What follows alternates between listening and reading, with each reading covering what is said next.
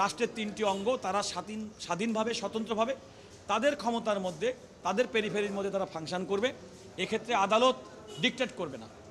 তো আমাদের আইন সবসময় প্রসপেক্টিভলি অর্থাৎ পরবর্তী সময় থেকে কার্যকর হয়।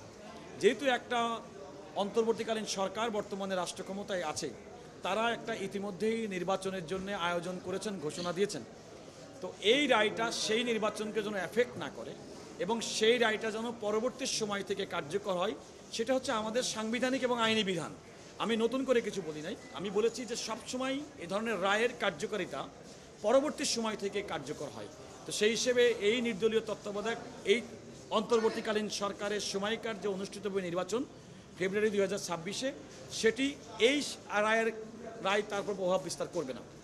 আমি বলেছি সেই রায়টি কার্যকর করবে 26 বর্তমান অন্তর্বর্তীকালীন সরকার কর্তৃক প্রতিশ্রুত নির্বাচন এবং পার্লামেন্ট গঠনের পরবর্তী পার্লামেন্ট থেকে কার্যকর হবে। যে 2008 সালের পরে বাংলাদেশের মানুষ আর ভোট দিতে পারে নাই। আমি বলেছি বাংলাদেশের মানুষ ভোটকে উৎসব মুখর মনে করে, যেমনটি 2026 সালের ফেব্রুয়ারির মধ্যে অনুষ্ঠিতব্য নির্বাচনটি নিয়ে সারা দেশের মানুষের উৎসব এবং চাঞ্চল্য সৃষ্টি হয়েছে।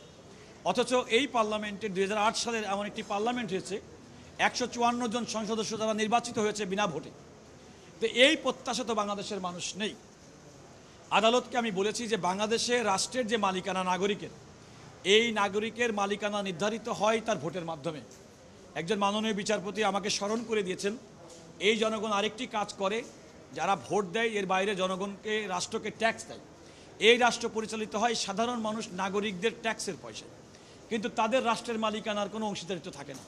আমি আদালতকে বলেছি যে এই অংশীদারিত্বটা হওয়ার একমাত্র প্রমাণের একমাত্র মাধ্যম হচ্ছে আমার ভোট দিয়ে আমার নেতা নির্বাচন করা এবং অবাধ, সুষ্ঠু এবং নিরপেক্ষ নির্বাচন, এটা আমার মৌলিক দাবি।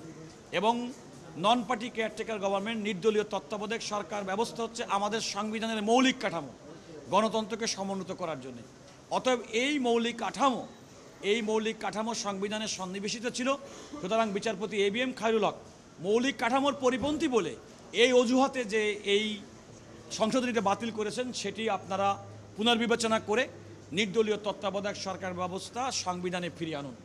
হিরন আরও মিনারেল ওয়াটার মাত্র 50 পয়সায় প্রতি লিটার।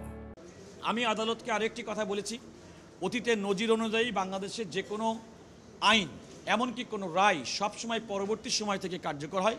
আমি আমার কনক্লুডিং শেষাংশে আমি আদালতকে বলেছি, আপনারা যে রায়ই দেবেন না কেন সেই রায়ের ইফেক্টটা যেন পরবর্তী সময় থেকে কার্যকর হয়।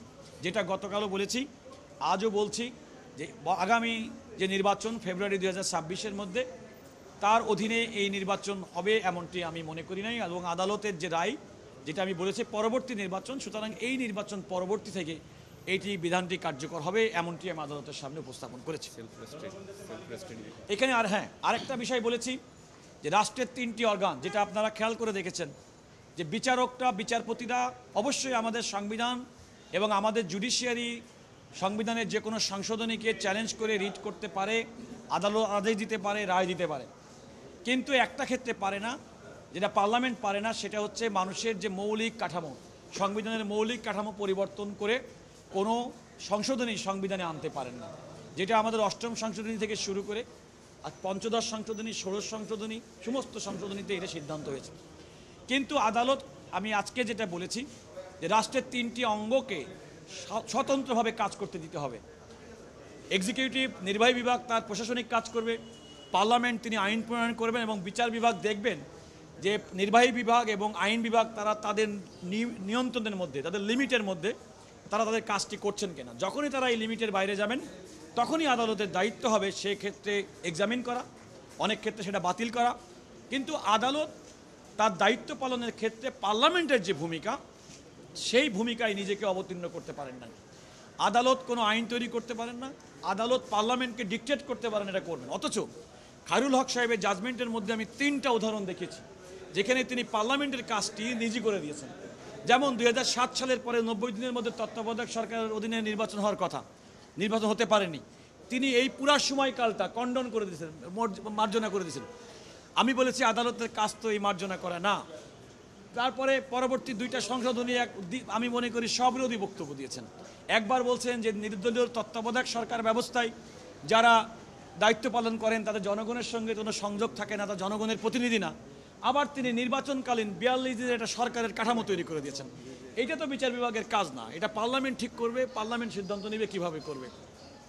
এরকম অনেকগুলো অসঙ্গতি তার রায়ের স্ববিরোধিতা, সেটা আমি আদালতকে দেখিয়ে আমি আদালতকে বলেছি বিচারপতি ABM খায়রুল হক সাহেবের রায়টা সম্পূর্ণভাবে বাতিল করে আপনারা যদি এই আপিলটা অ্যালাউ করেন তাহলে এটা সম্পূর্ণভাবে বাতিল করে আপনারা যেটা রায় দেবেন আমাদের সংবিধানের 105 অনুচ্ছেদ, আমাদের সুপ্রিম কোর্টের আপিল বিভাগের রুলস 1988 এবং আমাদের দেওয়ানি কার্যবিধি মোতাবেক সেটি হবে চূড়ান্ত রায়। অর্থাৎ আমি আপনাদেরকে বলতে পারি আজকে যদি আদালত যদি এই অ্যাপিলটা অ্যালাউ করেন, অর্থাৎ আমাদের এই আর্গুমেন্টগুলো যদি গ্রহণ করেন, তাহলে বিচারপতি ABM খায়রুল হক সাহেবের দেওয়া নির্দলীয় তত্ত্বাবধায়ক সরকার ব্যবস্থা বাতিল করে দেওয়ার রায় সেটা বাতিল হয়ে যাবে এবং নির্দলীয় তত্ত্বাবধায়ক সরকার ব্যবস্থা আমাদের সংবিধানে পুনরুজ্জীবিত হবে।